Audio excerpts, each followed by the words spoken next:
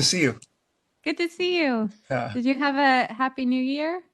absolutely. Happy New Year. Happy Lunar New Year. Happy New Year. Um, Thanks for coming, everybody. All right. Okay, let's get it started.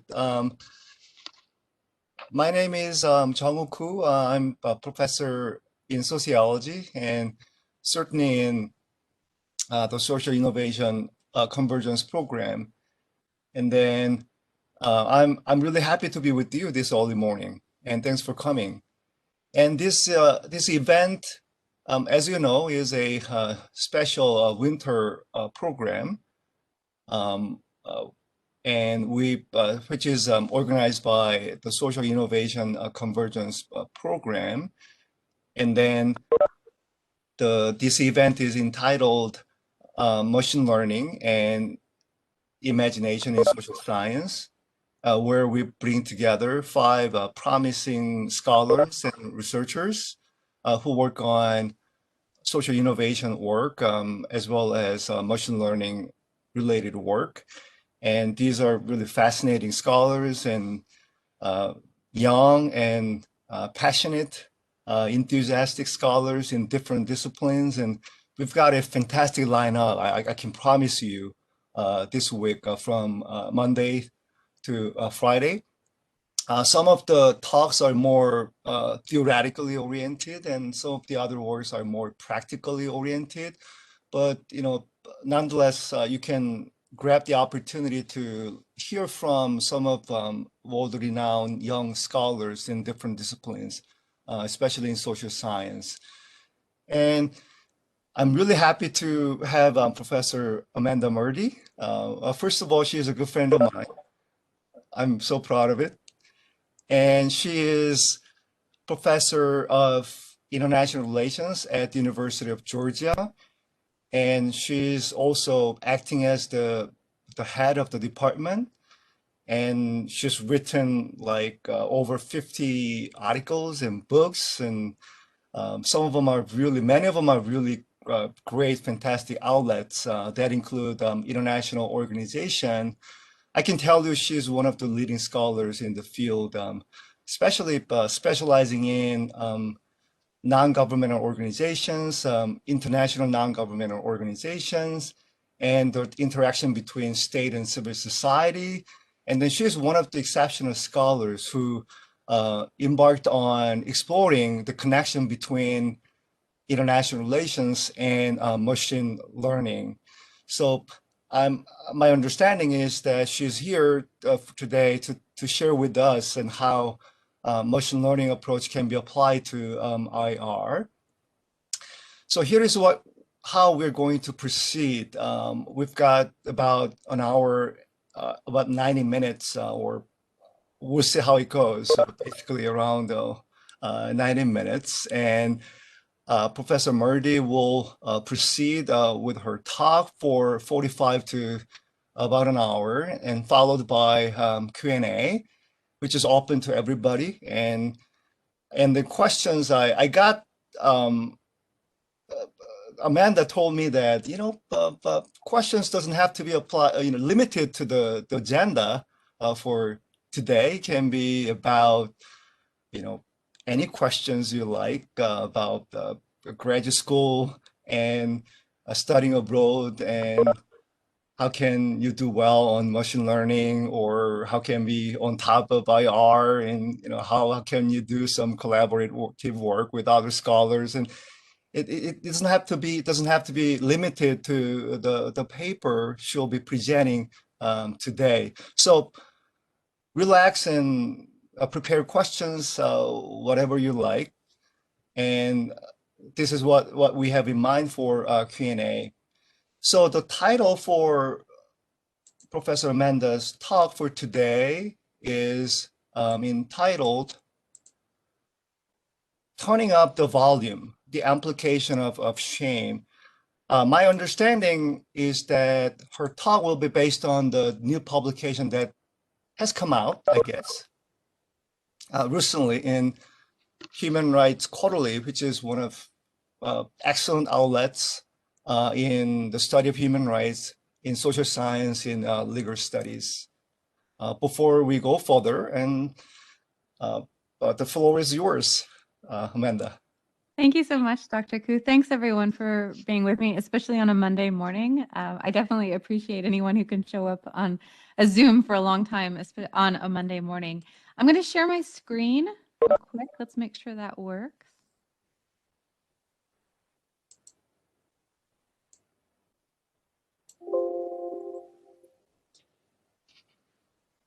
All right. Can you see my screen? Yep. Awesome. All right. Excellent. Well, thanks for joining me. So my talk, I think, will be more theoretical than practical, and I hope that there's a lot of lessons that you can learn, and then you, using your machine learning skills, can make use of anything I say here and just take it to the limit. So I'm going to just talk for a little bit. I'll go over this research, and then I'll go over some ideas after this research about what kind of comes next in this research agenda. I want to start though with a puzzle. So I have been studying human rights organizations and the reports that they produce for a long time. I got interested in this in graduate school. And in graduate school, I was looking at these reports that sometimes take organizations years to produce. So they have, they involve interviews, they involve access to people who have been abused. They have to be cross-referenced for most human rights organizations. And there's a lot of give and take that goes on within an organization to make sure that everything that's produced within a background report, for example, for Amnesty International, is as accurate as it possibly can be. So here's a report that came out in 2014. This is one of these kind of background reports that I was talking about. It's a report on security force abuses in Nigeria. And this report took a long time, over a year to produce, hundreds of background interviews and interviews on the record, and a report that was just really, really fine-grained in its information about the abuses that were going on the ground. This report got a lot of attention, and so this got, within a few days of the report being released, there were already news stories about the report and about the information in the report that actually called out the report by name. And this is just one of those examples in the New York Times that called out the Amnesty International report by name.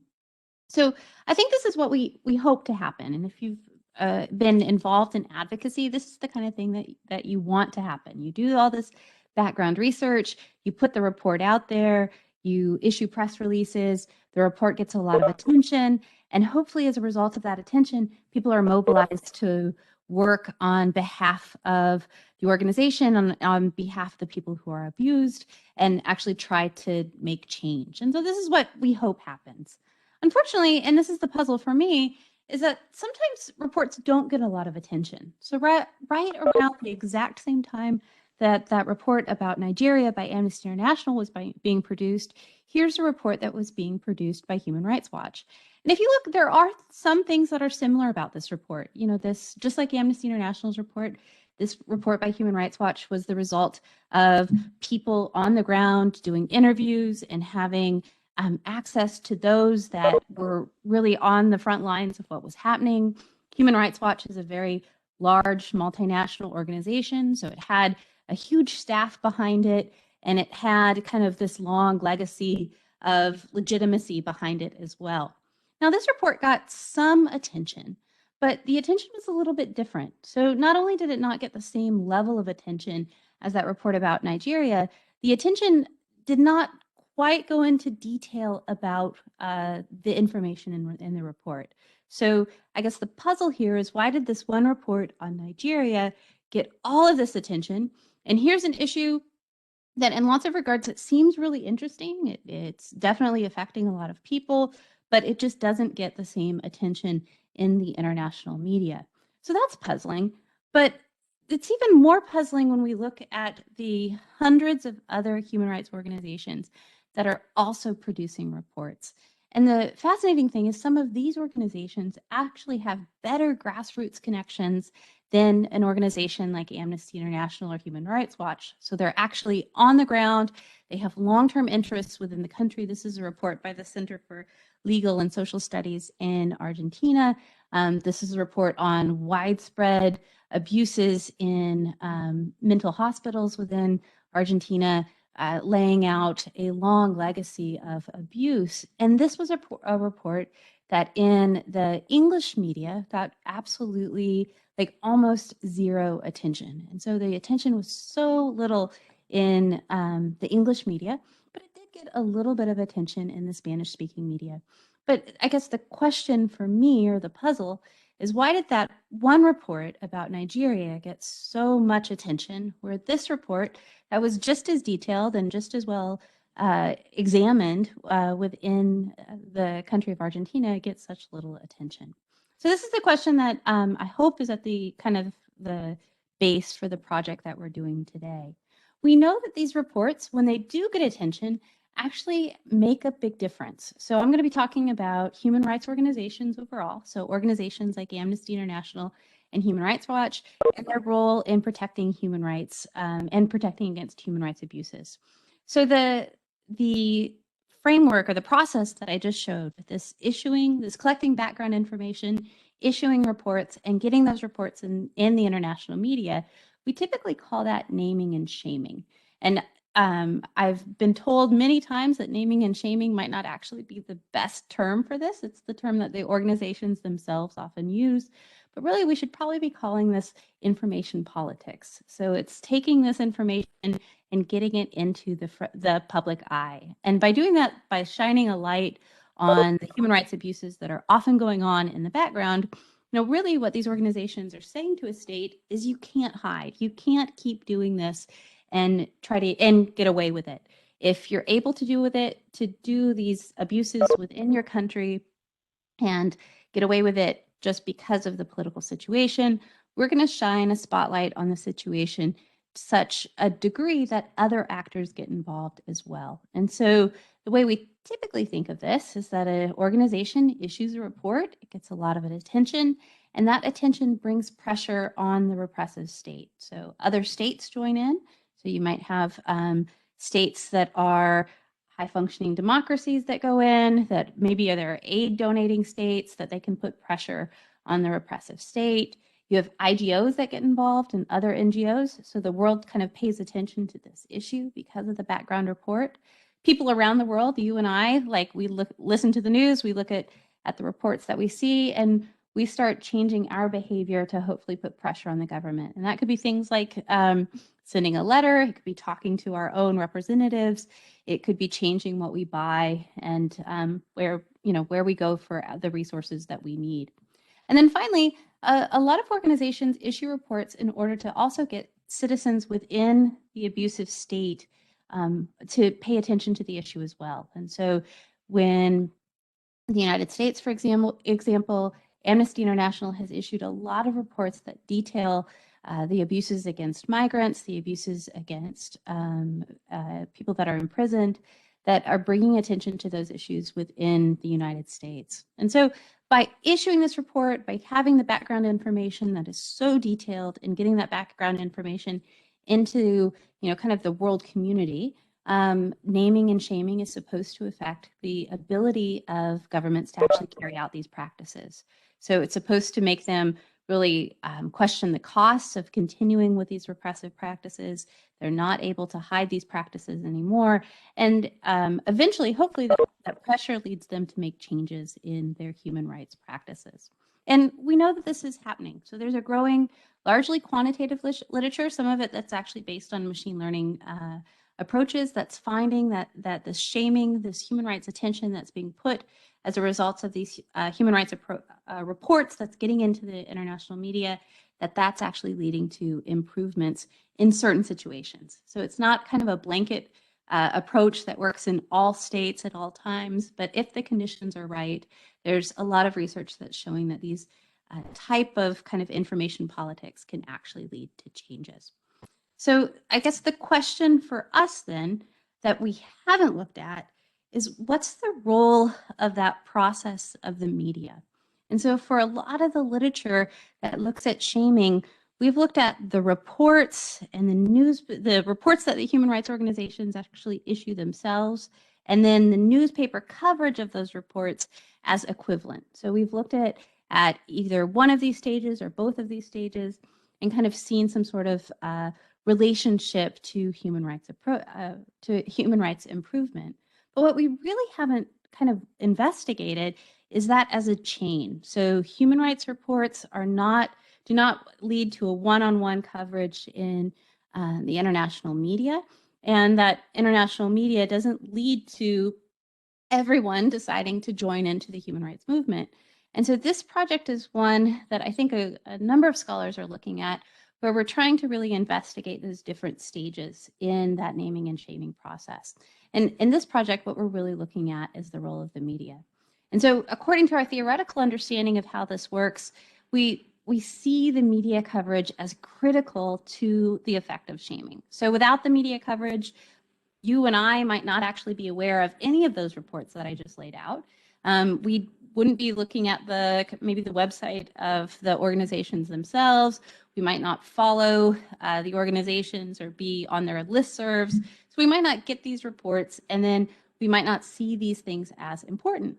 But if the report is actually covered in the international media, we read that report, we see it as newsworthy, and hopefully we see this as something that we could kind of affect change around this issue. And so according to kind of how we think about this theoretically, media coverage is really critical for mobilization to occur. So this leads to this question that we ask in this project, which is how and why do certain human rights organizations, that's HROs, how do their advocacy reports or their shaming reports make it into the international media? So what gets covered and what doesn't? And just so I know everybody is, it's hard to pay attention for 45 minutes over a Zoom-like situation. So I'll just give you the answer here. So you have it. And our answer is that we talk about this concept called amplification. And amplification, according to us, is this process by which the international media selectively covers human rights organization reports. And so what we're saying is that some human rights organization reports, so those reports like the one of Nigeria, are more likely to be amplified than other reports, like that report that was done on mental hospitals in Argentina. So we're introducing this concept of amplification, and we're saying that amplification is more likely for some organizations and some issues. So for some organizations, those with more research, with more resources, those that cover conflict-related abuses. So just like that old saying, if it bleeds, it leads. If a human rights organization is covering something that is conflict-related, it's more likely to actually make it into the international media. And more tentatively, some of our results even now show that certain countries are just more likely to get attention. So some things are easier to amplify than others. Now, we see this as really important for how we understand advocacy. If, according to kind of human rights doctrine, if all human rights are equal and intertwined, if some issues are just more likely to get amplified than others, then we're missing certain abuses, and we're probably leading to problems in kind of the overall level of human rights change that we could get around the world. So understanding amplification, we see, is critical to getting kind of these changes that we want to help have a world with more kind of human rights, better human rights performance around the world. So we see this as crucial for both kind of our theoretical understanding of when and where human rights advocacy will be effective, but also for actually improving human rights on the ground. So what I'm going to do in the rest of this talk is I'll walk you through kind of the background for how we came up with this amplification concept, and then I'll walk you through the machine learning process that we tried to kind of investigate some of the implications of our argument, and then I'll walk you through what we consider kind of the big questions moving forward. So this paper is actually forthcoming. I actually think it's out this month in Human Rights Quarterly, like Dr. Koo said. And so I'm happy to get your questions on it, but I'm also really excited about any of you moving forward with some of the things that we think are important after this paper. All right, so let me go through a little bit more about kind of this background of shaming. So first of all, for what I focus on in most of my work, I'm looking at non-governmental organizations or civil society actors. So shaming can actually occur by any actors. But what I study with human rights abuses, we typically focus just on shaming by non-governmental organizations. And so these are organizations that are not connected to a state or not controlled by a state. They may have connections to states, but they're supposedly not connected to states. These are organizations that are nonprofit in nature. And usually I'm focusing on organizations that are international in nature. So we define international as being active in at least 3 countries at any one time. But civil society in general, so actors that actually are involved in shaming as civil society actors are a lot of things, and they're both domestic and they're international. And so I think all the organizations listed here would be non-governmental organizations, and a lot of them actually do carry out shaming.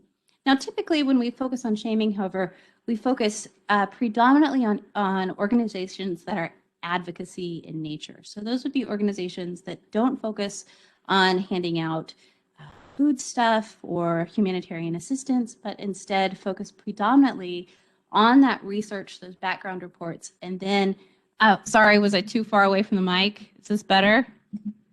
Better? Okay, I'll stay closer, thank you. We typically focus instead on those organizations that are advocacy organizations that are close to this research and report writing kind of process that I just laid out. And that's what we're focused on here. So this project looks at 30 larger human rights organizations. These are human rights organizations that all focus on kind of this reporting and shaming kind of framework, but to different extents. So some of the organizations that we focus on are predominantly in the research and report writing kind of world.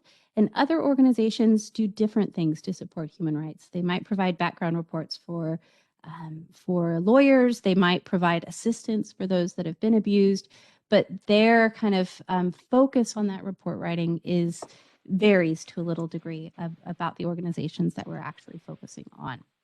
So how are these organizations supposed to work? So I'm sure Dr. Koo has seen this a bunch, and I'm sure most of you have probably seen this as well. This is the way that most of us think about how shaming is supposed to work, and it's based on the boomerang model of Keck and Sakink. This was probably one of the books that I've looked at the most in my career as a scholar. And according to this book, what happens regarding shaming starts out within one country, and then it moves to other countries, and then it moves back to that one country or that beginning country. And that's what creates kind of that boomerang effect.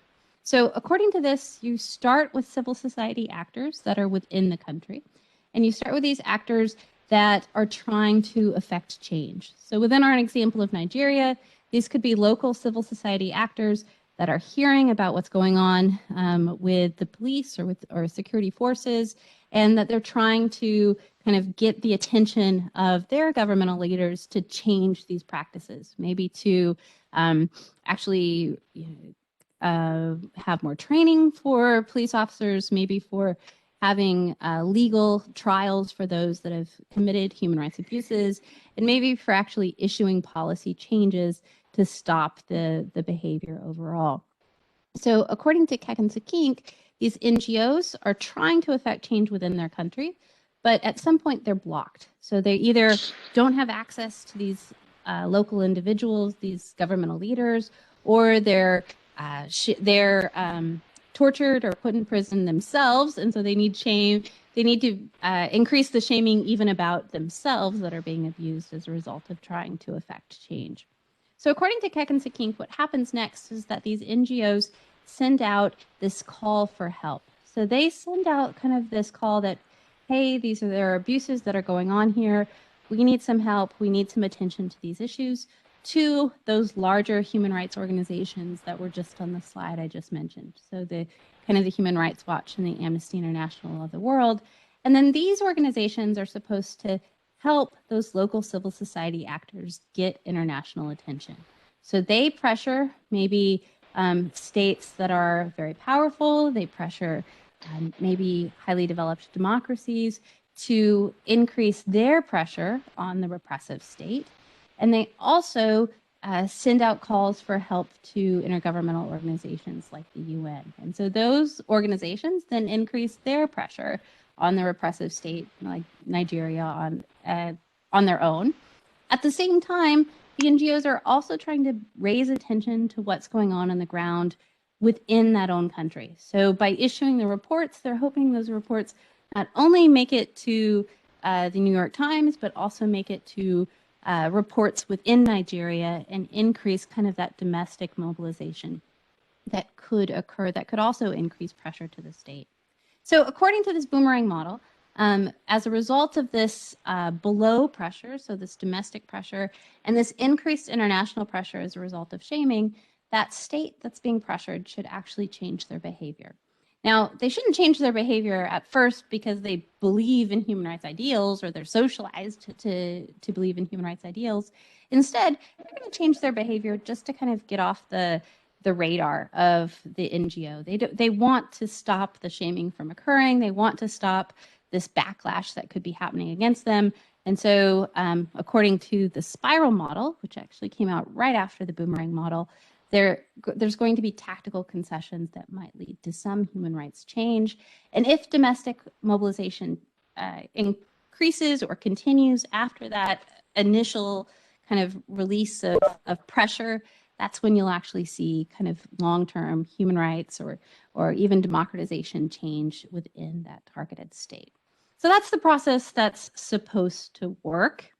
And in the last few years, we've actually learned a lot about this idea that the process actually could be working the way we intend it.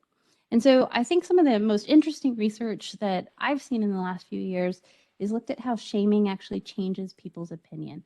So some of this is psychological research that looks at how when someone receives this information, these reports, and they're actually aware of what's going on, they actually are more likely to be mobilized to act as a result of a human rights issue. And this piece by Azdaran and this piece by McIntyre et al., those are actually excellent pieces that get into this idea of how shaming could affect the psychology of those who read these actual reports. We also know that shaming actually leads to that first stage in the boomerang process, this idea that third-party states, that international actors get involved. And so a lot of research, some of which I've been on, looks at how shaming can encourage foreign policy actions.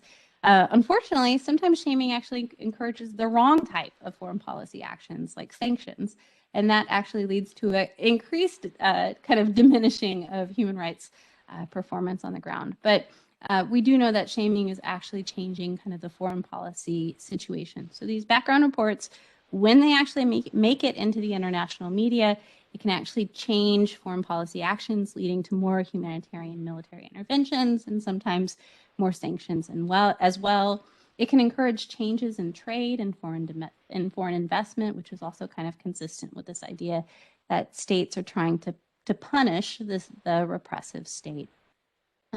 We also know that shaming can help with domestic mobilization. So shaming kind of helps on that backside of that boomerang model. So those reports, when they're read and acknowledged by people within the state that the abuse is happening, are more likely to go out into the streets and engage in nonviolent protest. So shaming can actually help with that domestic mobilization, which can also help pressure that state that has been abusing human rights. Now, we know that shaming does not lead to human rights change on its own. And that's actually consistent with the boomerang model. No one expected that those shaming reports are just automatically going to lead to human rights to improve.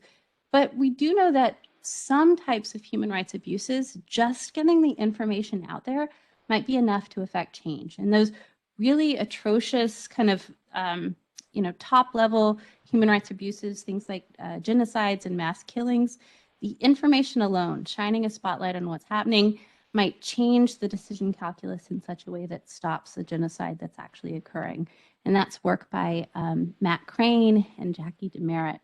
So overall, we know that shaming can work if it's combined with that domestic mobilization or that international pressure, and it can actually help improve human rights in the future. Now, one final thing that I think is important here is that most of the research just focuses on shaming in regards to things that relate to bodily harm. So shaming in regards to political imprisonment, beatings, torture, and political killings. That's when we see that shaming actually has the most likely of a chance to actually affect kind of change. If it's an issue that the local community might not believe in as much, that's when we actually think that shaming might not always work. And there's some very recent work that's more theoretical in nature that actually shows that at certain situations, shaming might actually backfire and lead to more kind of nationalism within the repressive state and more kind of outcries that that people don't need to pay attention to what these kind of international actors are concerned about. So that's what we know currently.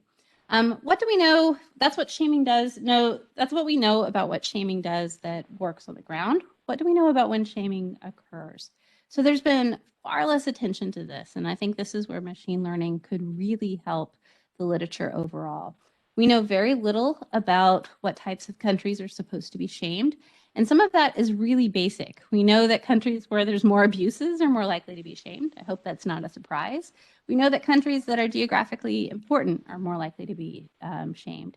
And then there's also some research that shows that there might be a bias towards Latin America, where shaming, at least in internationally largely English language media, is more likely to occur when we're more likely to see reports when the shaming is on Latin America than on other areas of the world.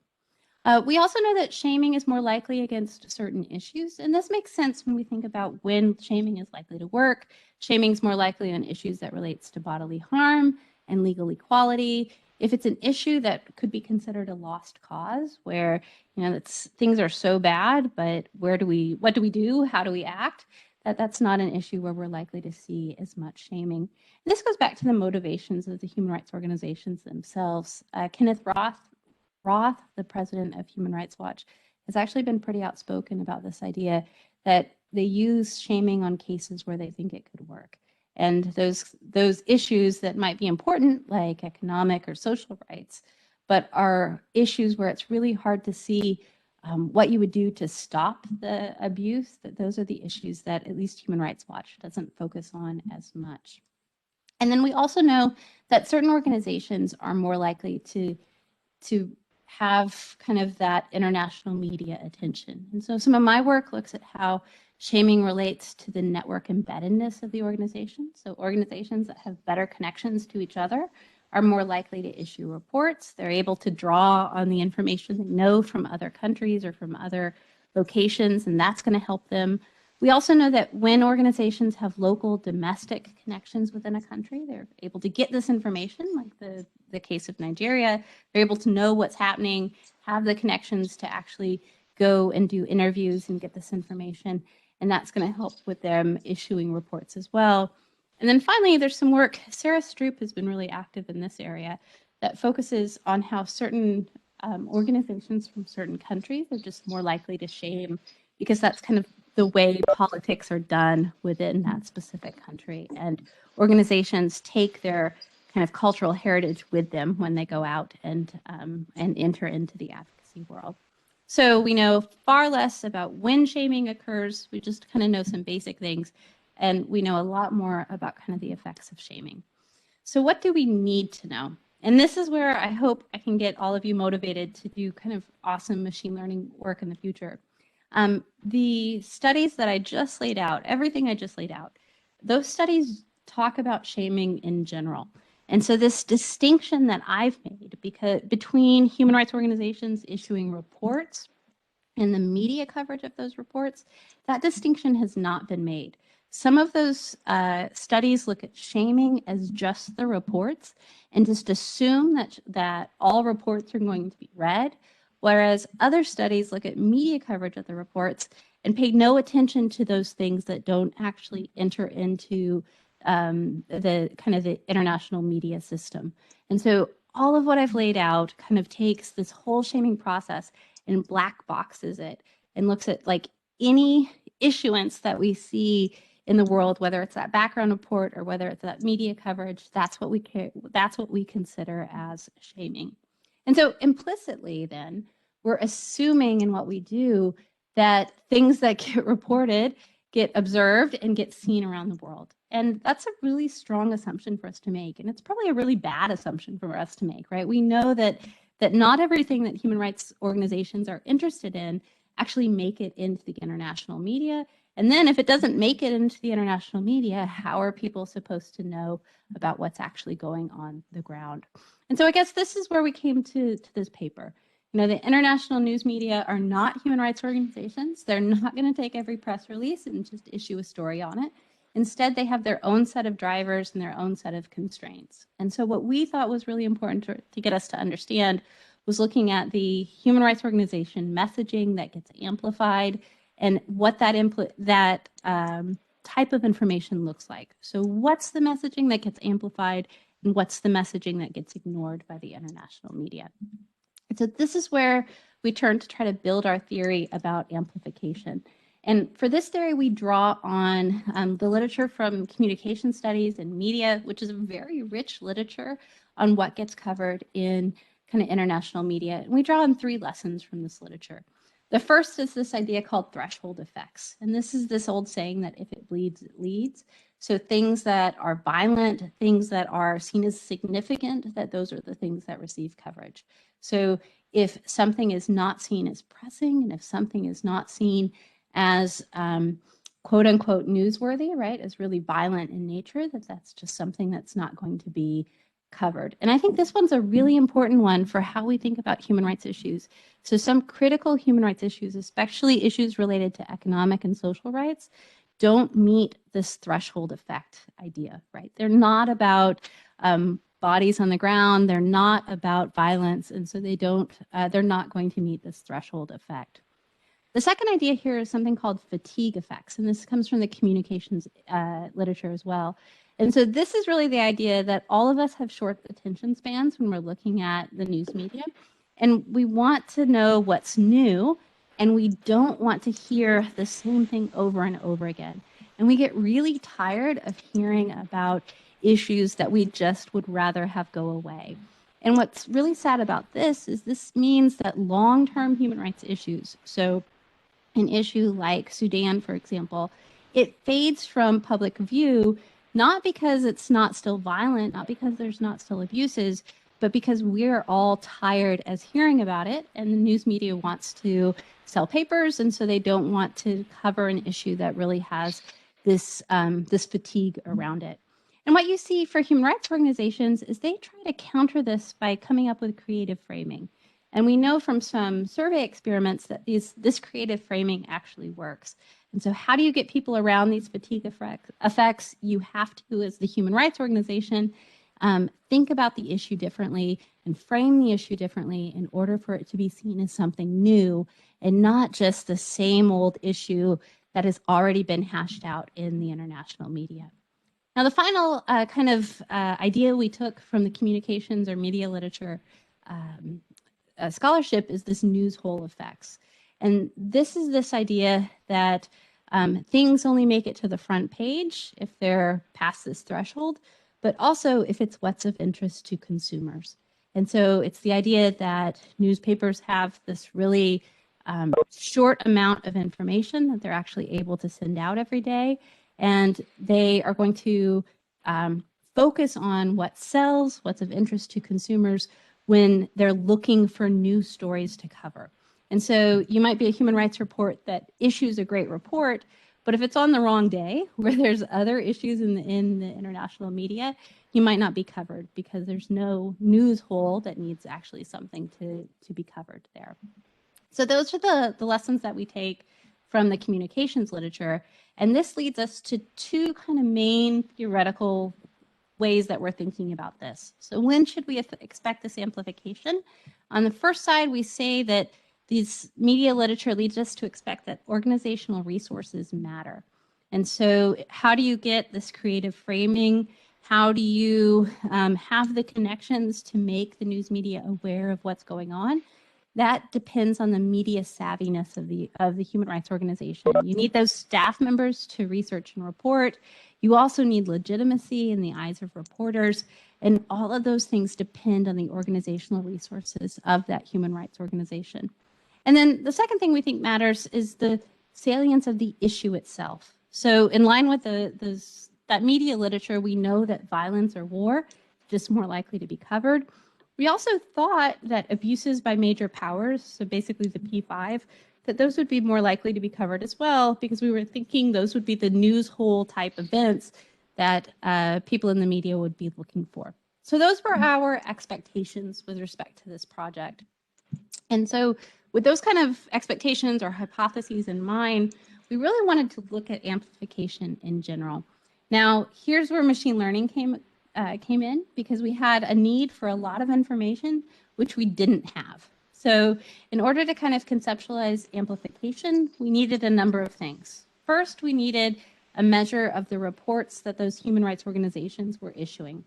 And so what we did is we took a sample of 30 organizations, and my co-authors and I actually looked and downloaded all the reports we could get on those 30 organizations in English. And we looked at press releases, reports, and comments from those organizations. That's for this project. After this project, we actually extended it to other languages as well. So that was the first thing you needed, the reports that these human rights organizations were issuing. And unfortunately, we were only able to get these reports via web scraping. So we were not able to get any sort of reports that weren't still on the organization's websites. The second thing that we needed is we needed a measure of the media coverage of these reports. And so this was one that actually took some thinking on our part, and I'd love to hear your comments on it.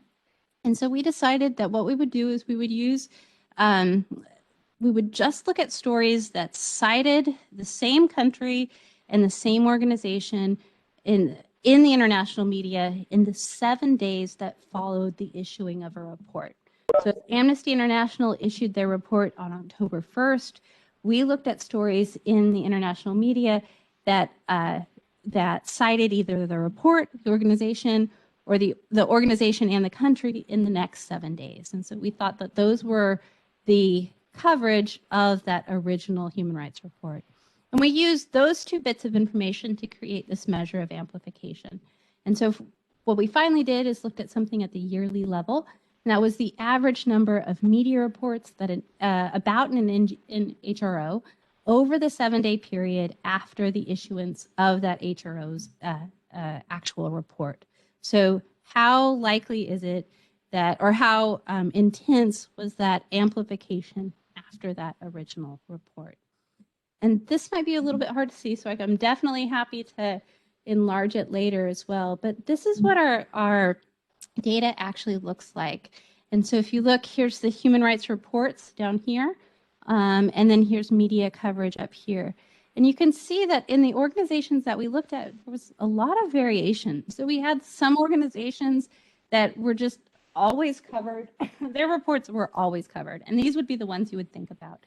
Amnesty International, Doctors Without Borders, Human Rights Watch. Then you had some organizations that issued a little bit fewer reports, but these reports actually got a lot of media coverage. And then finally, there were a whole host of organizations that issued, kind of varying amounts of human rights reports, but those reports actually really caused not a lot of amplification. They led to very little kind of media coverage after that. And so this is the measure that we used. This is just from 2011, but this is the measure that we use as our key dependent variable. One more thing to show you. So this is kind of drawn out. These are the organizations in our sample. Now we did see, as we talked about in our paper, that there's 3 organizations in our sample that got a lot of attention. So any report that they issued would be amplified quite a lot. And so those were Amnesty International, Human Rights Watch, and the ICRC. Then we saw some other patterns. And so this is just where we kind of talked about those patterns. We have organizations that actually issued not a lot of reports and didn't get a lot of coverage for those reports. You had organizations that issued a lot of reports but got very little coverage for the reports that they did do, at least in the press that we were looking at. And then you had organizations that issued very little number of reports, but actually got a lot of attention for the reports that they drew out. So we think this is a really cool measure, and we know that we're just really touching the surface when it comes to kind of understanding what's going on. And here, overall, here's the 30 organizations that we have here. And I'm happy to talk about any of these organizations more in Q&A. But this is just to show you, I hope, how amplification's only happening in a very few number of organizations, and that for the vast majority of organizations, they're issuing a lot of reports and doing a lot of work that isn't actually making it all the time into the international media. So that amplification measure becomes our dependent variable. We use next we use a study where we look at kind of the organizational year unit of analysis. So all 30 organizations in our sample for all of the years that we're looking at, and that dependent variable is that average amplification in the 7 days after the issuing of a report. Our key independent variables, those relate to those organizational resources and to the characteristics of the issue that was covered that we were talking about. So the first one looks at kind of the ties that the organization has to the rest of the NGO community, which we know matters for the issuing of reports, and to the IGO community as well, which we thought might be an indicator of legitimacy of the organization. So with this idea that an organization that's seen as more legitimate is going to get more coverage in the international media. We look at the number of countries that the organization has membership bases in, and this was this idea, both kind of that larger organizations are more likely to be covered, but also that organizations that have more information upon which to draw their reports are probably more likely to be covered as well. We have some information on staff size. That was really hard for us to find, but we actually find that staff size is a really important indicator for this amplification effect. The percent of stories that are about the P5, that was one that we thought was going to be much more important than it actually was. And then we looked at the percent of conflict-related reports. So is this organization really focusing on conflict in such a way that we think it would be over that threshold effect? In line with some research that I had actually done looking at just reports and non-amplification, actually also include dichotomous indicators for those big 3 organizations that could almost be considered outliers within our data set. So let me just show you real quick. These are our estimation results. We use a generalized estimating equation model.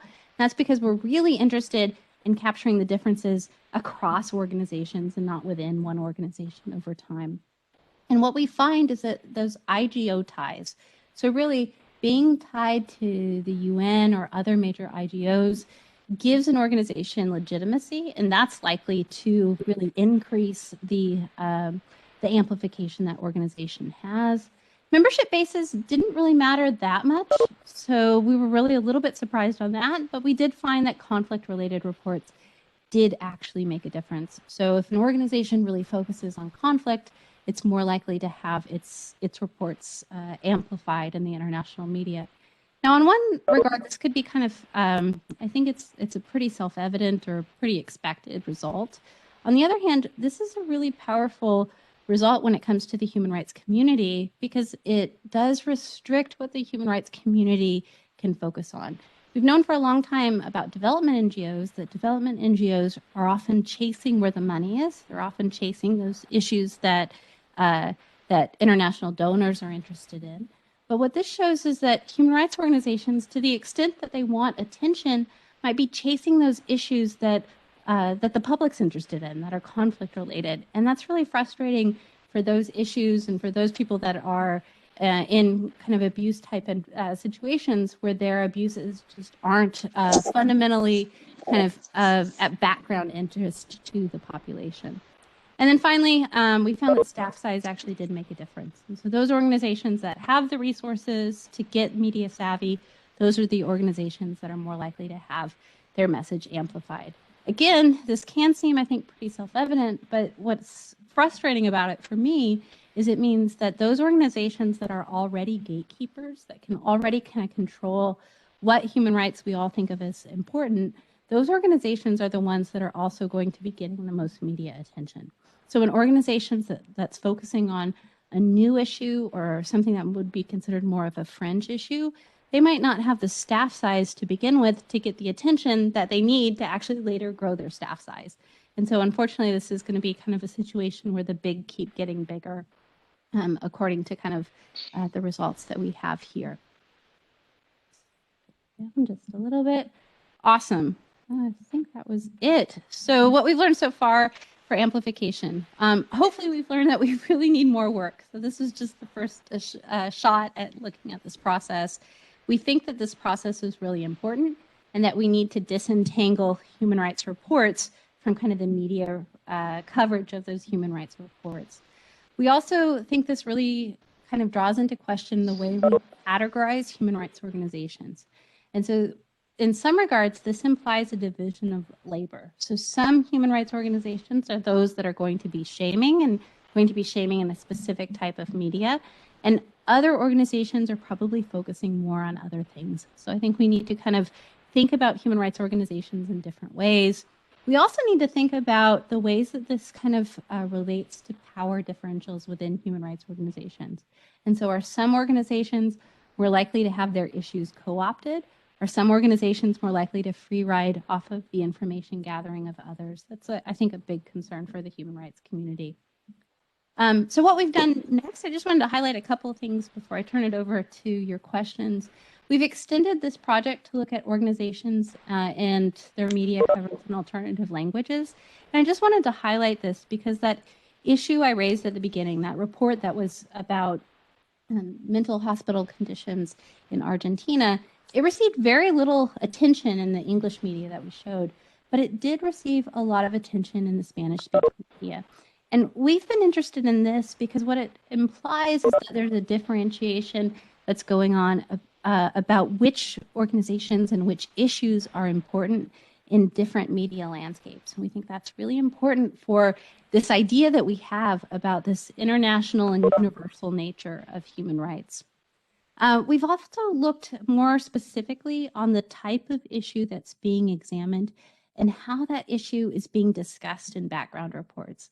And this is a picture that came from a piece that we have in Cooperation and Conflict, where we look at human rights reports and how the issues change over time. And this is a really hard issue. This is a really hard graph to focus on, but I think it's kind of interesting, and I hope you can look up the paper later, in that it looks at how the way we think about human rights issues have changed over time. And that's one thing that we're focusing right now in a study we're doing on child and early marriage advocacy. We've been really interested in that issue because the advocacy around child early and forced marriage has changed over time. And so no longer is that issue being talked about as one that is age-based, but instead it's really been talked about as an issue of empowerment. And so there's an article we have in a book by Alison Brisk, an edited book by Alison Brisk, where we lay out a very similar graph to this, but that's just looking at organizations that are interested in child early and forced marriage advocacy and makes use of the same kind of machine learning techniques that we did in our other work. So what do we still need? What do I hope I can encourage all of you to focus on? I think we need a lot more information on what shaming actually does. So I think we really need to look at the individual responses to shaming.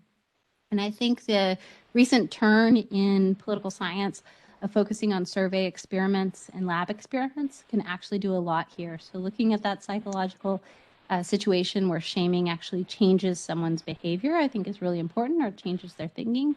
And then also, I think it's important to understand the possibility of backlash. So when does someone see a shaming message and not think that there's a human rights issue at play, but really think this is the international community that's coming down hard on their state? I think that's really important for us to look at. We need to look at the human rights organizations themselves, and I think we need to focus more on the connections between organizations and then the role of gatekeepers. One thing I also think we need to look at is the role of gatekeepers within organizations. So one thing I'm doing now is looking at how human rights defenders in certain countries, when they say that something's a human rights issue, that the organization is not saying it's an issue. And so this came as a result of interviews that I had done where defenders within countries were saying, I did this big report on this issue, but I couldn't get it to the attention of my boss, and I couldn't make it actually, I couldn't get the organization to actually issue a report on this. And I think that's kind of another stage in this process that we're missing. I also think there's a huge need for more research on different kinds of shaming. So in most of my work, or all my work, I've looked at shaming just by human rights organizations, but there's lots of other actors that also shame, including just other states. And so it would be really interesting to look at how the messages differ across organization type. I think we also need to look, and this is a kind of a need for more machine learning stuff, at in the intensity of the shaming message. So I'm considering any message about kind of human rights abuses as shaming, but we could see if these messages as varying in intensity. And that is something that I think that machine learning could really help us with. And then finally, I think that in some regards, the media connection here could be really quickly changing. And so in the traditional way that we think about this, we think of the international media as the only way that these shaming reports can get the message out. But with Twitter and social media, that has changed. And so I think it'd be really interesting to actually look at amplification over social media and look at how that process differs between kind of the traditional media that we focused on in this project and then social media, and whether over time we're seeing a different type of amplification environment that's going on. So that is it. I hope that you'll use your machine learning skills for the good of everyone. And I think human rights is a great area to focus on. And I really look forward to your questions and suggestions. Thank you, Amanda. I think the talk was really inspiring and fascinating, certainly. And not only because you talk about the application of machine learning into the study of social science, but because you actually are grappling with some substantive issues regarding NGOs and how they can shame governments and how it could lead to eventually human rights improvement, which is something we always want to see happen.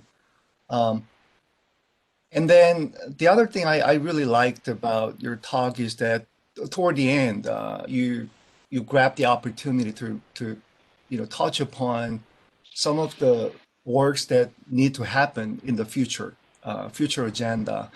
And one of the things that really sparked my interest and communicated with me a lot was about the role of new media, because you've been primarily focused on traditional media, and I also wondered what might be the role of new media, because on one hand you can treat new media as the other actor who could are capable of shaming repressive governments, but you can also treat that as a way in which NGOs could make use of. NGOs could make use of new media and then set up their Twitter accounts and tweet, and their tweets might get retweeted, and these might be liked, creating the amplification in its own right. So I mean, the results are very interesting, but if I was a human rights activist, it might sound like very much disappointing, right? There is no way. It's really, really hard for advocates to, send out their message.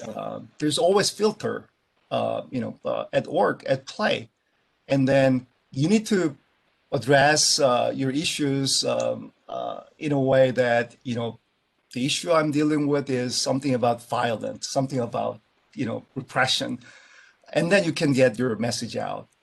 If you focus on like economic rights and cultural rights and technological advancement and their effects on human rights, and it's really hard for them to put out their message. So one natural response to that might be that you can turn to new media, as opposed to like sticking to traditional media. It's hopeless basically.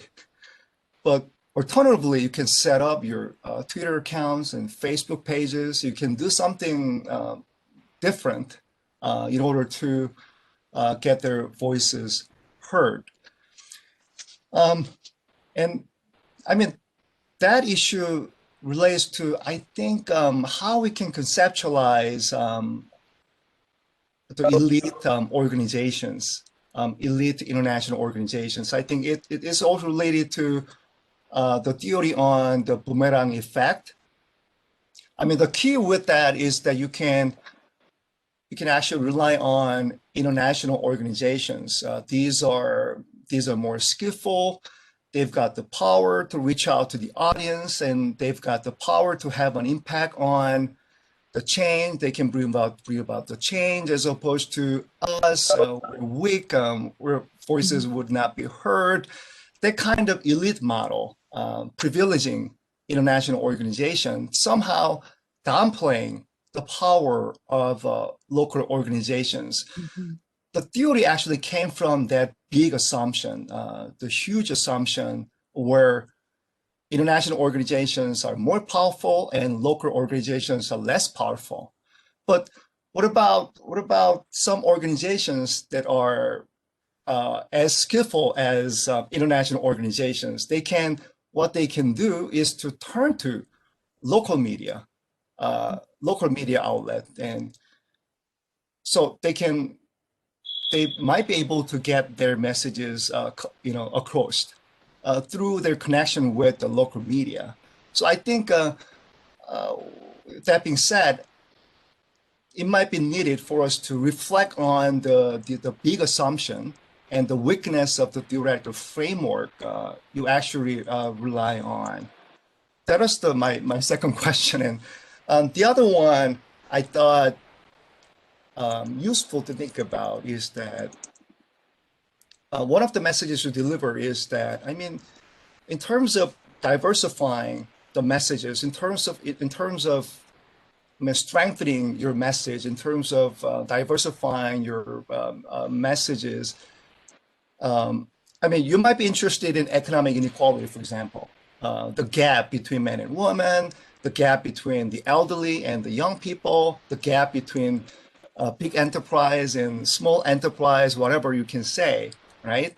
And if you feel like human rights are really about the economic inequality, if you feel like human rights are really about different kinds of gaps you can observe throughout the life courses of humans in society, and it sounds like it's really hard, again, for us to put out the message advocating the fact that the human rights are more diverse, like enterprise, and this is not limited to civil and political rights. This is not limited to repression.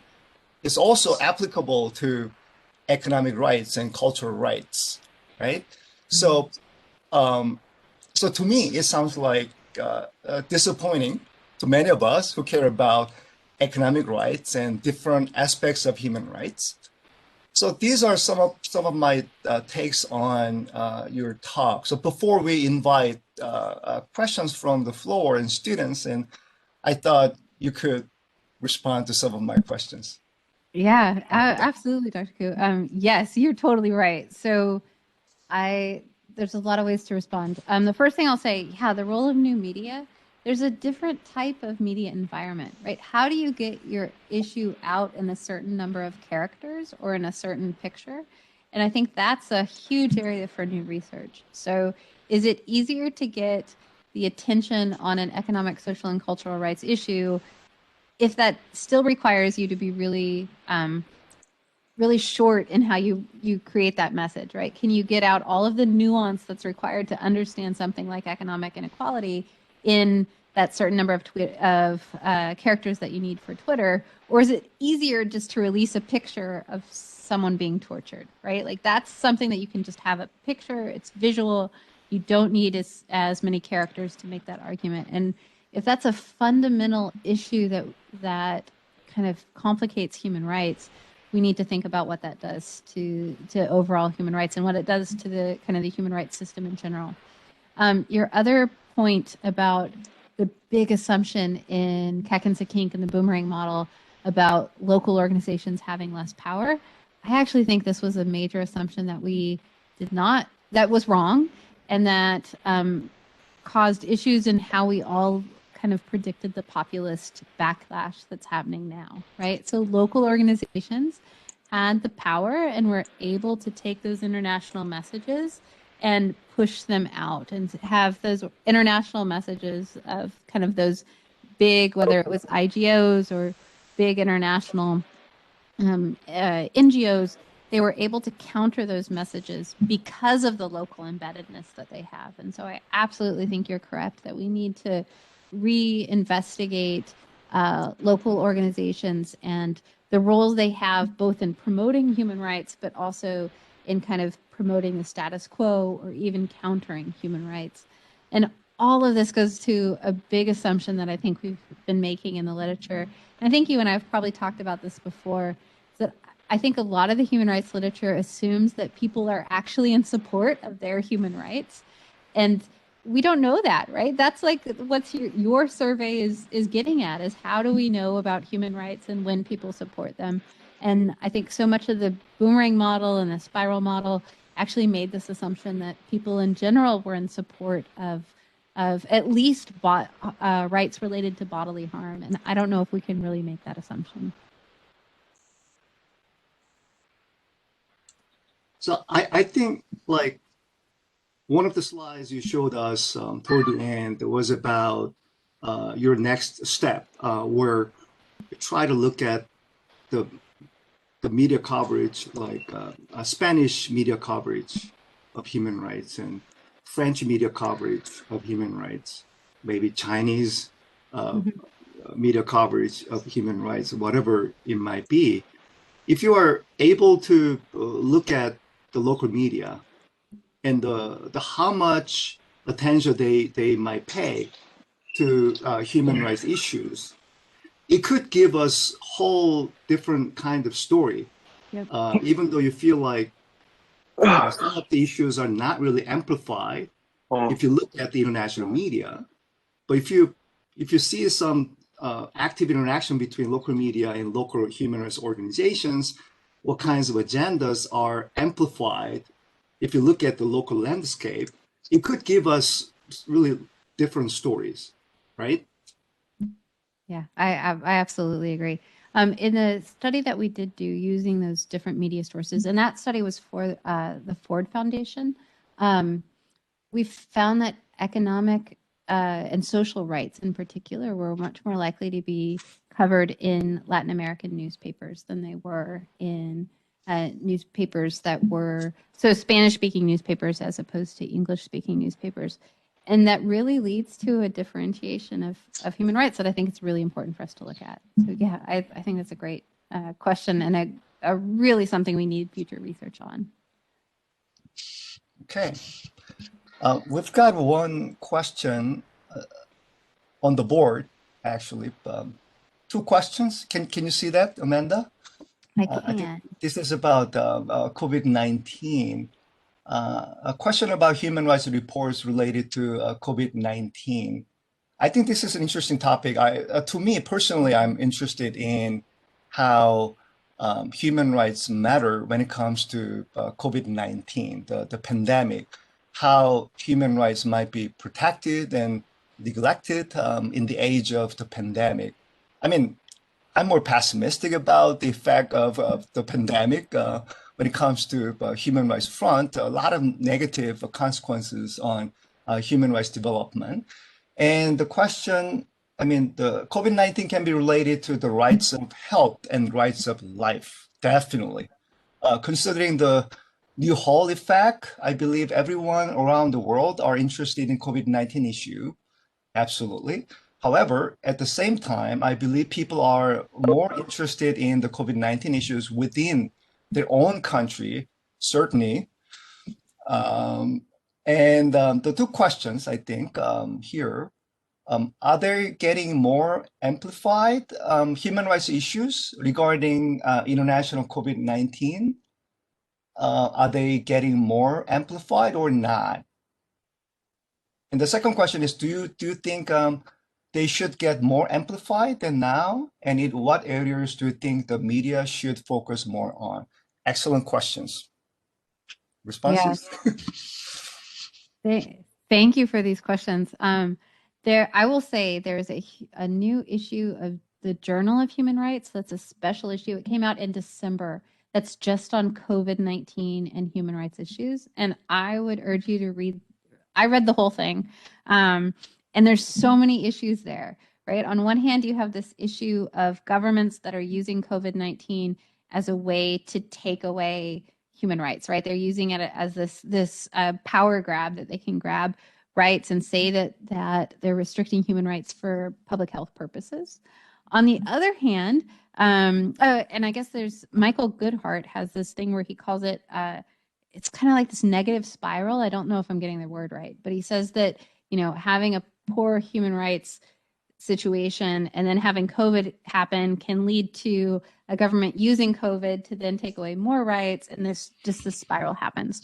On the other hand, especially right now in the United States where I live, we have people making rights-based arguments to try to avoid wearing masks, right? So they're saying that a mask is a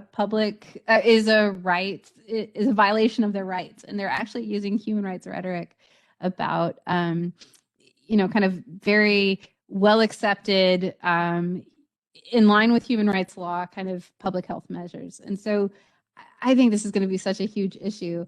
Yes, absolutely. I think that national issues are probably going to be covered more.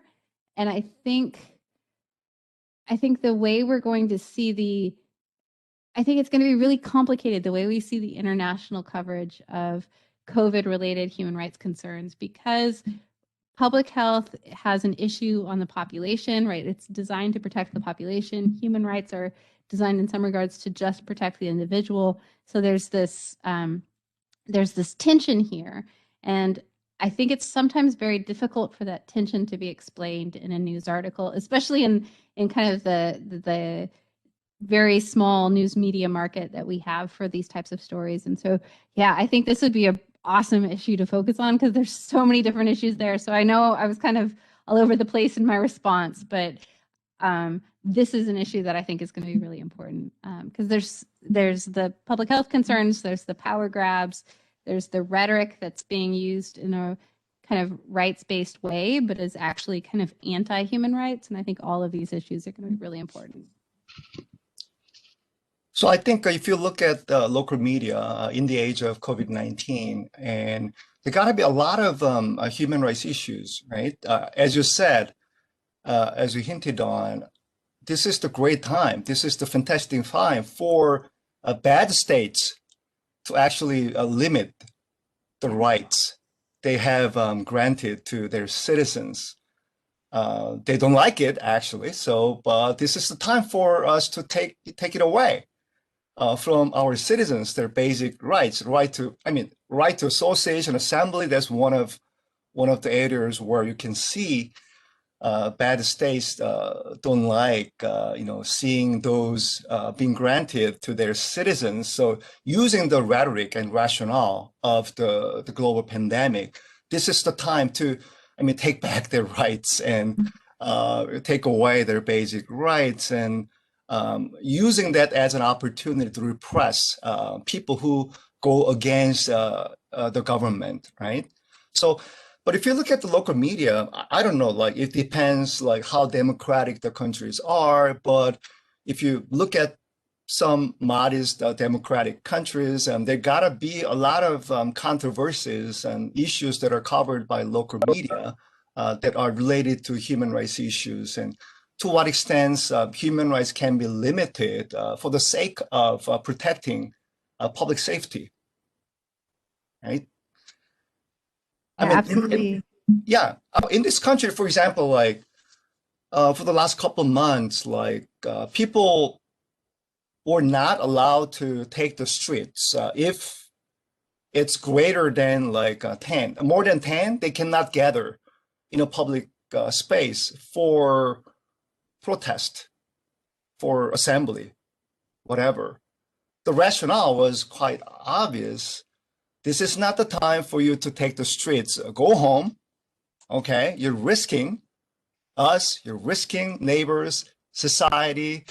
This is a time to just like, take away your rights, by yourself. that kind of rationale was all over the place, but I think that was amplified a lot by local media in this country. So you won't be able to see the mention of those kinds of issues in the international media. But if you look at the local media, not only South Korean media, but also Japanese and Indonesian media, we would be able to see some picture which is different from what you've shown in your research, I guess. Yeah, this would also be an interesting one to look at the difference between coverage on Twitter and coverage in both local and international media, because I think we might see a very different kind of discussion about human rights and human rights abuses going on in social media than we see in kind of traditional media types, both at the local and the international level. So I think this would be a very ripe area for future research. Have you also thought about doing research on Instagram? You talked about visuals and the power of the visuals in terms of doing naming and shaming, right? Grabbing attention from people, raising awareness, whatever. I mean, text is weaker than vision, as you know, living in the digital age. Thoughts? I would love to do it. I have not done it. I've been at conferences where it's been discussed, right? This idea that Amnesty International, for example, is actually collecting information on abuses that are coming from pictures. So pictures are this great way that we can collect information on abuses, but then the pictures as kind of part of shaming. I haven't looked at this. The only thing I've done is I did a survey experiment where we looked at the impact of having a picture alongside a shaming message. And that research appeared in International Interactions last year. And we find that having this picture makes a big difference in people's willingness to act, but it also makes a big difference in people's willingness to support retributive violence. So actions taken against the abuser that might themselves go against human rights abuse. So a picture is very valuable. I have not looked at it from a machine learning approach, but I have looked at it from a survey experiment approach. Hey, thank you. We've got the other question appearing on the board, which is about the sampling selection, the sampling issue. Can you explain more specifically how you have chosen these 30 organizations? Yeah, you're right. So, oh man, this has like been my issue for the last 15 years is which organization, how do you get a list of human rights organizations? Who do you include as human rights organizations? And then what do you do with umbrella organizations? So all of that is in your question, and they're all really important points. For this one, our list of 30 organizations, we actually started smaller. So the piece started, I think, with like 15 or 16 organizations. And we really did just focus on those big ones, and those big ones that had maybe a quote unquote mainstream human rights approach. And I think we did that more just because in some ways it was easier for us to get the information on the whole time period for those organizations. And it was easier for us to say that these organizations were similar in lots of regards, except for their amplification. So if I had really one big critique, we were not very scientific in how we came up with that list of 30 organizations. I have another project where I just looked at media reports, and for that I used a sample of 400 something human rights organizations, and so that was broader. But for that, my list of organizations came from the Yearbook of International Organizations, and the organization had to have a mission statement that said specifically human rights.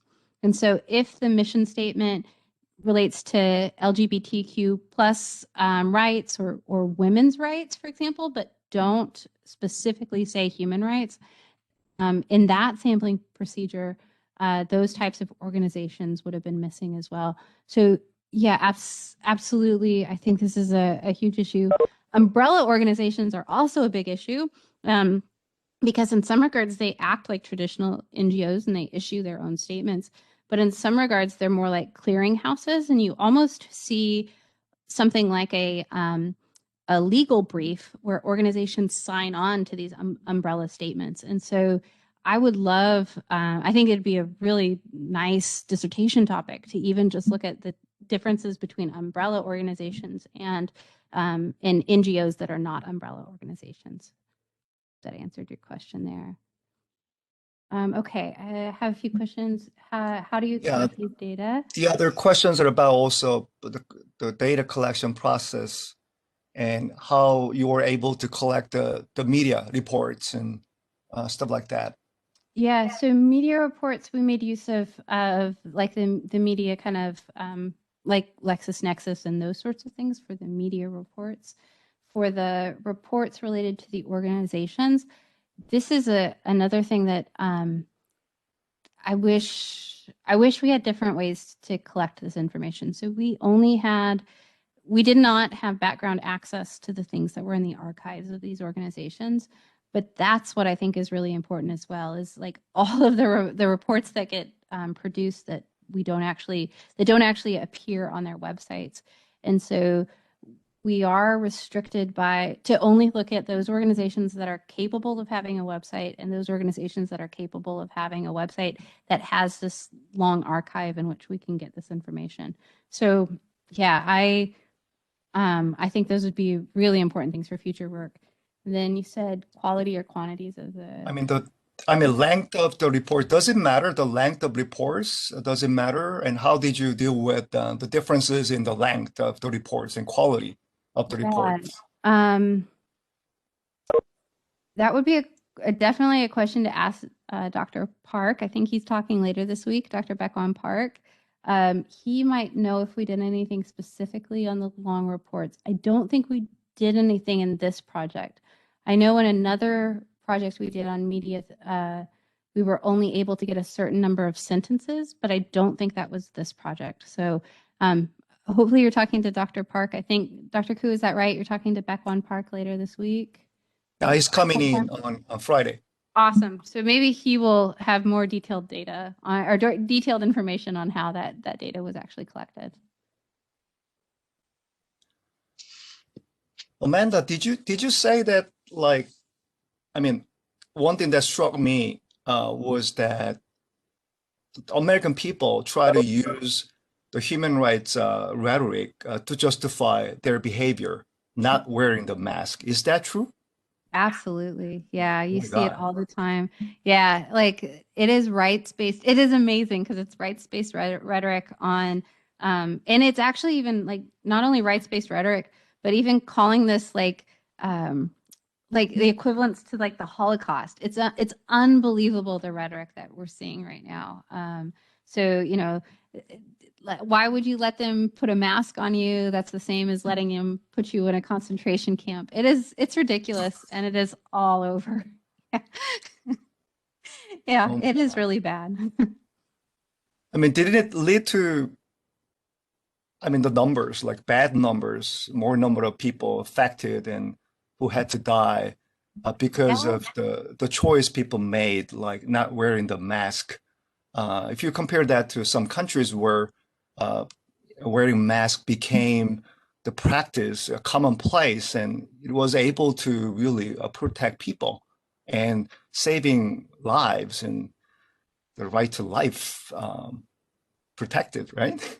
Yeah. Oh, yeah, absolutely. And I think if you look at like not where the pandemic started in the US, but where it shifted to places that were very populist, right-leaning, Trumpian kind of places. And it was because of the politicalization of this issue where it became associated, not wearing a mask became associated with your support for Trump. And it became something where, we won't let them take our guns and we won't let them put masks on us kind of thing. And so everything was entwined, I think, in kind of the election that just happened. Yeah.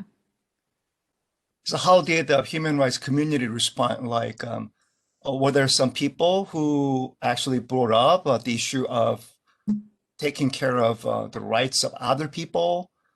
Human rights are not really about just like advocating rights for yourselves. This is also about how to protect other people's rights. Absolutely. So both kind of the big organizations that I was looking at here, a lot of them issued reports talking about that with respect to the U.S. A lot of local human rights organizations also talked about the right to health. And so I think that's one that's very controversial. And unfortunately, in the United States, we don't have universal health care. And I think, it was this additional issue. A lot of the kind of local human rights organizations that I'm aware of in my state, they also made this issue that in the 1918 pandemic, that masks were worn by those who were strong, that those supported kind of had a nationalist identity. And so it was kind of flipping the issue and saying, well, wait a second, 100 years ago, the last huge pandemic, masks were seen as patriotic. We need to think the same thing now. Why was that seen as patriotic before and it's not seen now? Oh my God. Should we bring back nationalism to protect ourselves? It might be necessary. That's interesting. That's a really good, maybe that's a good illustration of this idea of like, how do you support human rights in this populist kind of backlash that we're seeing today? Like, how do you switch the rhetoric so that the rhetoric ends up supporting a human rights kind of framework? So we've got the other question here from somebody who's doing research on computational communication. One of the concerns is about whether she or he really gathered all the data needed to answer the question. Could you explain how you measured the media coverage of those manually selected reports in detail? Yeah, so I believe we crawled all the media coverage and filtered them through the Stanford name entity recognition techniques. So I 90% certain that that's the way that was done. So for the reports, we had the reports, right? And we could filter those through the Stanford the NER technique. For the media coverage, I believe that's what was done with LexisNexis. My co-author, Dr. Baekwon Park, is the genius when it comes to all things NER. And so I would definitely recommend asking him on Friday as well. He will be very helpful. He's awesome. Yeah, and the software, is it software or a package or library, whatever, which is called the Stanford named entity recognition. My understanding is that it allows us to separate the names of countries and some entities more easily than other software, whatever. Can you tell a little bit more about that one? Not much more than that, Dr. Koo. I can say that we checked with manual. So we did have a team of research assistants that also manual coded things so that we were able to kind of check what we were getting. But yes, the way that we've since done it is that we had a team of research assistants that went through and coded stories themselves. And so we were able to see whether that coding was giving us something similar to kind of the machine learning text, the computer coding that was going on. And so that allowed us to kind of be a little bit more precise about the human rights issues that we were covering. I hope that helps. Yeah. I think this is something that allows researchers to do better on like tagging the words and processing the natural language process in order to select the kinds of words you want to include for your research. One of the issues the researchers were focused on was what countries were covered by the media in individual newspaper articles. So what was needed was to separate the names of the countries, for example, to do better on your modeling. That was my understanding, but certainly it's Chang Youngju could come along and ask questions to Park Baekwon Friday, I guess, right? Yeah, absolutely. I also know we got better over time at understanding that there were different ways that human rights reports were often talked about in news media. So in some news media reports, it would be talking about Nigeria, for example, And then it would also say in the next sentence, the United States also called on Nigeria to do something, and we had to be clear that the United States was not kind of the target of this event, but it was Nigeria. And so, yeah, hopefully you can learn more about that later this week, but that's all I know. It's why co-authorship is great. I do. I hope everyone. I am a big believer that co-authored work is so much better than solo authored work because we all can do more with others. I mean, Dr. Murdie is on top of regression analysis, different kinds of regression analysis. Believe it or not, if you try to learn about deep learning, the first thing you need to learn about is regression analysis. I'm not lying. They teach us how to do logistic regression in the class of deep learning. Oh, nice. That's good. Yeah, treating that as an example of classification, and then you can go along to other bunch of techniques. So Amanda, Dr. Murdie is really good at doing cross-national analysis and time series analysis. That's more what I do. Experimental analysis, and she's on top. And then working with the other scholar who's really on top of computation analysis. So what an excellent teamwork. Yeah, for sure. Right? You said there's a question about graduate students with data science and social science backgrounds. What experience would you share some experience as a grad student and give them career advice? Career advice, definitely talk to people who are actually in the field of what you're studying. I know that sounds really dumb on some regards, but I've met a lot of people who study human rights organizations who haven't actually talked to people who work in human rights organizations. And, theoretical stuff is awesome, but sometimes it's really nice just to hear about the issues that are of concern to them and think about how that relates to our theoretical understanding of an issue. So I would definitely take every opportunity you have. If you're studying, conflict, talk to somebody that's making, decisions on the ground for the armed forces. If you have the chance just to talk to somebody on background that's working in diplomacy, do that, I think, because it does definitely help the way you think about issues. So maybe that's one piece of advice. The other piece of advice is this is a marathon, not a sprint. And so it is okay to have short-term setbacks. It's okay to walk for a little bit as opposed to run. And it's just more important to finish that marathon. So, give yourself a break, talk, go back to the drawing board. That's all okay. Forward progress and not perfection, I think, is the name of the game. But as far as I know, the marathon for you was relatively short. Much shorter than other people, right? You became you're nice. PhD early on, became professor right away, and doing a lot of incredible stuff, and taking the lead for your department, and the editor-in-chief for a major journal. All those accomplishments that happened early on, right? You're really, you're very sweet, but yeah, my advice to others is, I wish at some points I would have realized it wasn't a sprint, because I think my work's gotten better as I've thought of it as this is cumulative social science. We are all trying to just get more to the truth than we were before, and that requires all of us together, and it requires all of us thinking and talking together. Okay. I hope that helps. That's fantastic.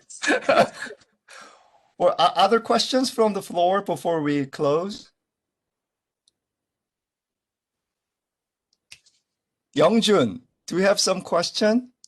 He's one of a freshman, actually, the first year of graduate student for social innovation convergence program.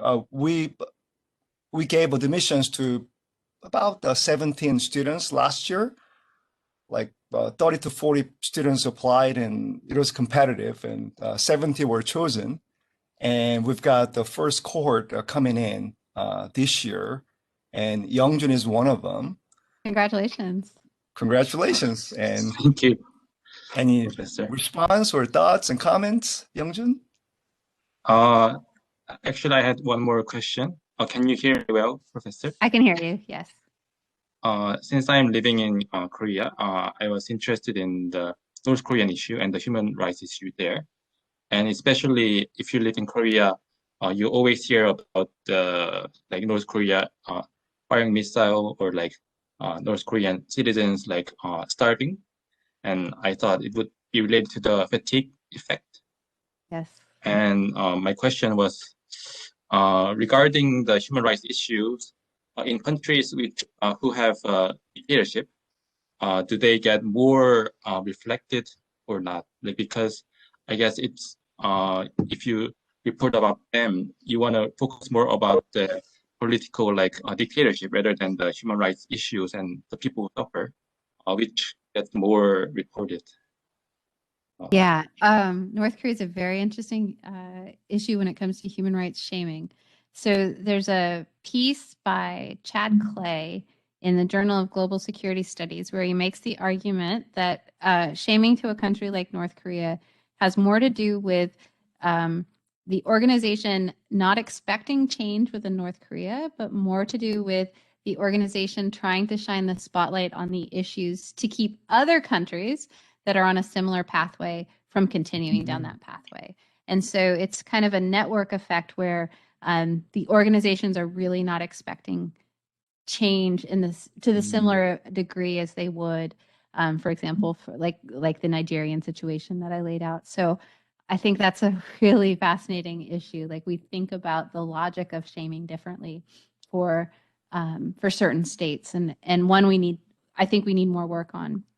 Another issue that comes up with North Korea, I think the fatigue effects is a great one there, the way you just talked about it, but also the issue that it's harder to get information on what's going on a completely closed society than it is on other types of states. And so there's a piece in Human Rights Quarterly by Eck and Ferris where they talk about how we know more about what's happening with regards to torture in Sweden than we know what's going on with respect to torture in North Korea. And we need to consider the access to information and transparency when we think about the reports that human rights organizations produce and then how we think about their actual human rights behavior. So that's another really important issue where machine learning could have a lot to give us. Is just access to information is different in many countries, and that affects the kind of the overall view we have of the country.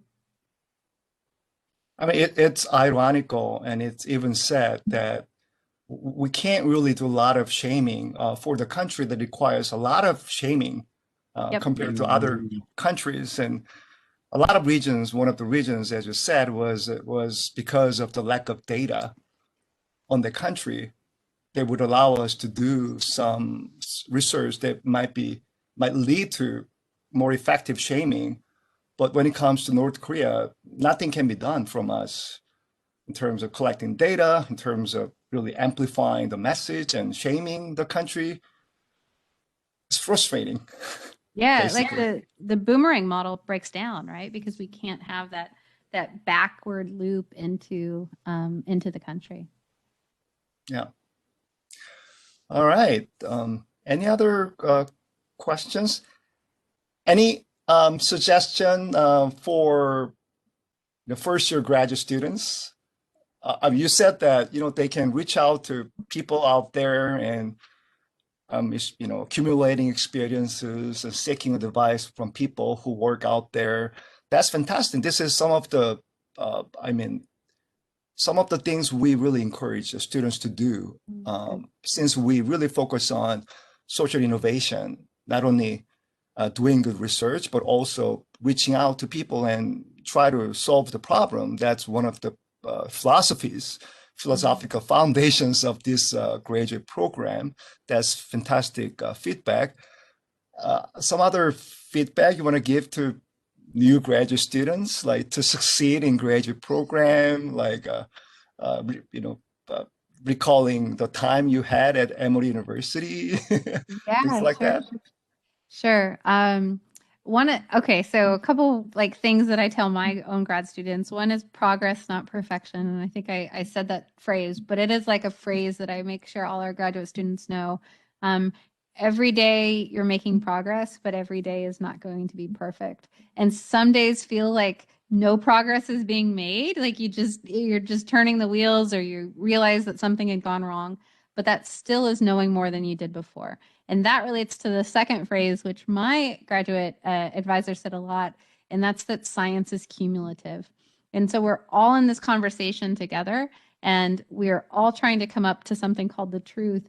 And all of us can make mistakes. And if we're transparent about the mistakes we make, if we're transparent about the things that we don't know, right? Like we did a horrible job of selecting our 30 organizations, then you can do it better. And so cumulative social science, all of us are just kind of one piece to this whole puzzle. And hopefully if we're all transparent and we're all kind of kind in how we go back and forth to each other, that we can kind of get to this cumulative knowledge together. So believe in science, be patient, Science. Be accept the patient. mistakes, It's accept mistakes, realize they're going to happen. Yeah. continue on doing your great work. Yeah, that's right. That's right. Graduate life will be really frustrating, like from the first semester where you need to learn about Python Yeah. and how to collect the data, regression analysis. It's gotta be frustrating, but you'll be accumulated over time. That's right. Believe That's in right. science, social It really does science. get better too. It really does get better. All right, fantastic. I mean, we've got about 50 people showing up today. I And really then appreciate it. Really it look- appreciate it. Yeah, it looks like most of them are graduate students, maybe undergrad and grad.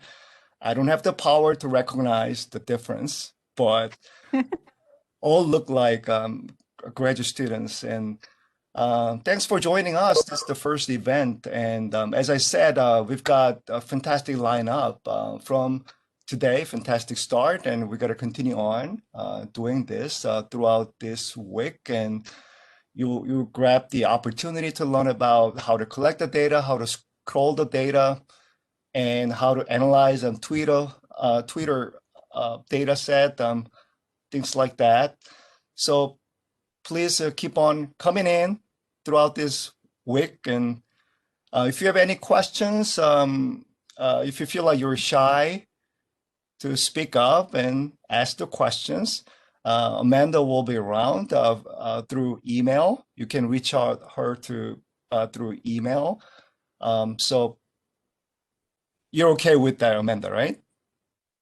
교수님, Yeah, absolutely. I'm putting it in the chat. It's murdie@uga.edu. And I am happy to hear from many of you. So thanks so much. Thank you. So somebody who said something? 안녕하십니까. 이재영이라고 합니다. 혹시 시간이 괜찮으면 마지막으로 약간 한국어로 질문하고 혹시 교수님께 전달을 좀 부탁드려도 될까요? Well, he wants to ask the question in Korean, if you're okay. Sure. 일단 너무 잘 들었고 감사하고, 제가 궁금한 거는 예를 들어서 세계 노동기구 ILO에서 우리나라한테 좀 미달된다. 너네들의 노동 권리가 보장돼 있지 않는다. 노동자들에게. 그리고 예를 들어서 또 OECD한테서는 물론 좋은 통계도 있지만 나쁜 통계도 많이 있지 않습니까? 제가 조금 궁금한 거는 괴리가 있는데 한국은 선진국이고 그런데 ILO에서 비준한 어떤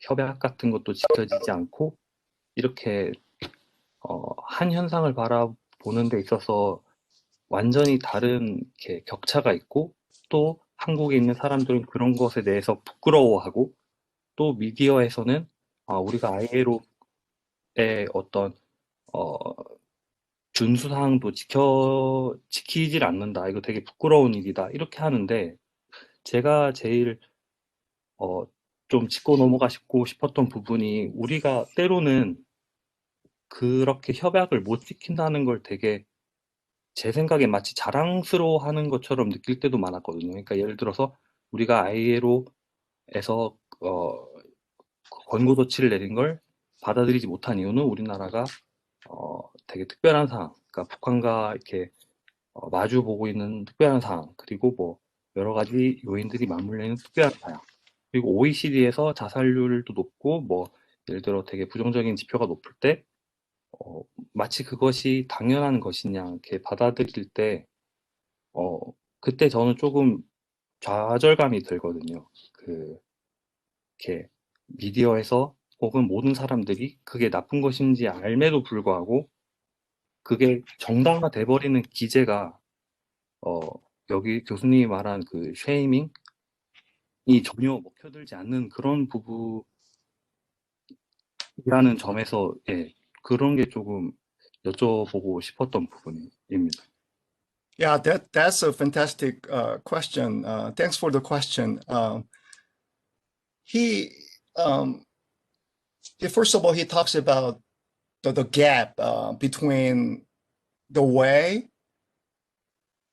the gap between the South Korean economic profile and the country profile, and the way the international society views South Korean human rights protection, especially when it comes to labor issues. Like oftentimes ILO and OECD makes remarks about some negative profile of South Korean human rights protection, and saying that South Korea is not really observing the international standards when it comes to labor rights and labor human rights protection issues. And some of the people in this country are really shameful.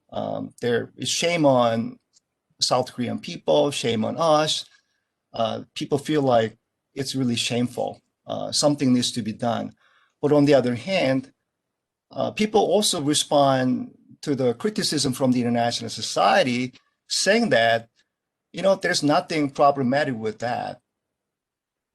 There's nothing problem with that.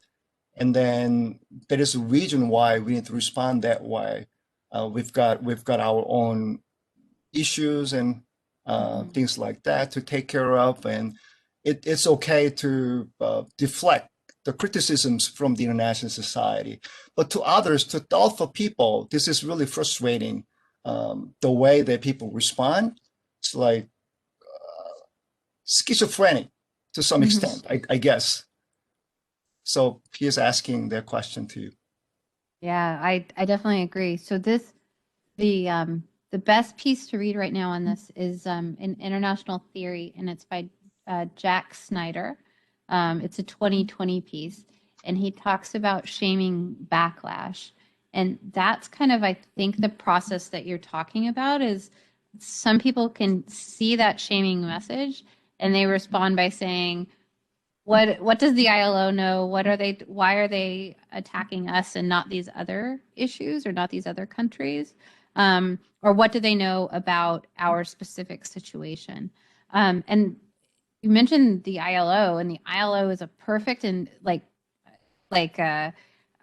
experiment to look at, because the ILO has shaming messages that are coming from the ILO itself, but also from labor organizations and domestic organizations within the country.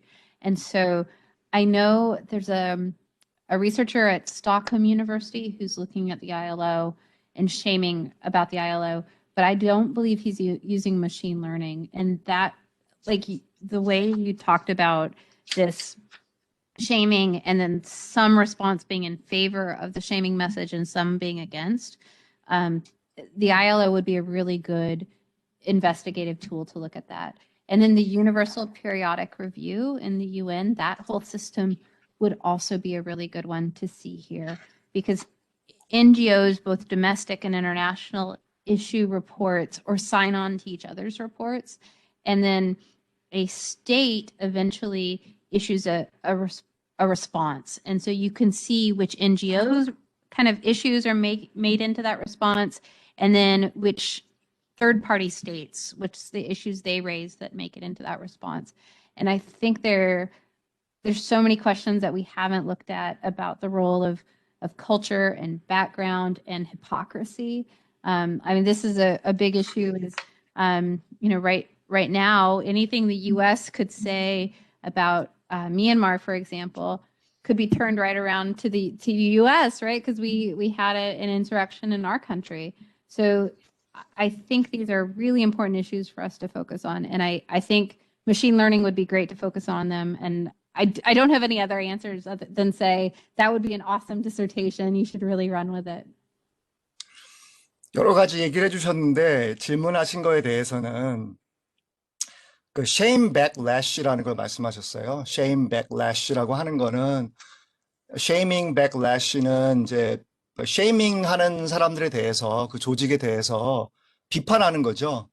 그래서 이제 말씀하신 대로 이제 ILO 같은 게 이제 대표적인 케이스가 되는 건데 ILO가 뭘 하냐, 다른 나라에 대해서 뭘 하냐 그렇게 얘기하는 거죠. 우리 상황에 대해서 뭘 아냐.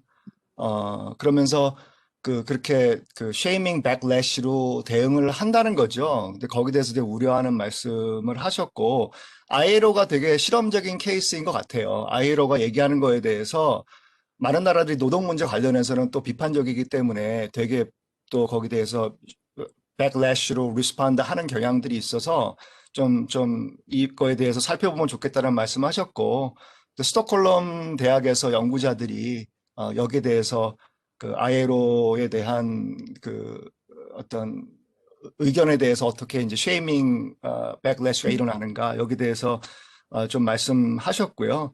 그 뒤에는 조금 이제 다른 얘기인데 이제 UPR 같은 경우에 Universal Periodic Review라고 해서 그 UN에서 그 동료 평가하는 거 있잖아요. 여기에 대해서 이제 국가가 서로 이제 리스폰드 하기도 하고 또 거기에 대해서 NGO가 리스폰드 하기도 하고 여러 가지 메커니즘들이 있는데 그 UPR 메커니즘을 공부하게 되면 여러 가지 또 시사하는 바가 있다. 그리고 이제 미얀마 얘기까지 하시면서 이제 미얀마 같은 경우에 이제 여러 가지 그 우리가 대응을 잘 해야 되는데 못 하고 있는 측면들이 있잖아요. 미국도 그렇고 그런 부분에 대해서도 말씀을 해주셨습니다. 좋은 질문 감사합니다. 답이 좀 됐나요? 예, 많이 됐습니다. 예, 네. 제가 이제 특히 한국은 군대 문제에 있어서 인권이 잘 보장 안 되는데 마치 군대 때문에 우리가 이렇게 안정적으로 사는데 왜 그런 걸 또 끄집어냈냐? 오히려 우린 자랑스러워해야 한다. 그런 걸 이제 ILO 같은 걸 안 지킨다는 거를 그걸 이제 쉐이밍 백래시라는 이제 개념을 통해서 대충 그 메커니즘을 안 것 같습니다. 감사합니다. Yeah, he's really frustrated by the shaming backlash that also occurs within the military in this country. The human rights of soldiers need to be protected, but on the other hand, the logic is that their rights could be limited for the sake of national security. Yeah. This is the classic human rights issue, right? This argument that security is somehow a counterpoint to human rights. And there's a lot of research that there's a fallacy in that argument. But yeah, that's super interesting, this idea that military members are giving up their rights for the protection of security. So absolutely, I think those are really big issues. All right. Thank you so much, Amanda. Thanks so much. What time is it in Georgia now? Oh, it's 9:53 p.m. 9:53 Sunday. Sunday. Sorry about that. It was not intended that way. That is all right. That is all right. Thanks for having me. This was a lot of fun. Yeah, thank you so much. Because of that, yeah, more thanks. Special thanks. All right. Thanks everybody. I was happy to be with you, everyone. And thank you, Dr. Murdie. And we'll see you next time. All right. Bye. Thanks, everyone. Okay, much. thank you. Thank you. Thank you.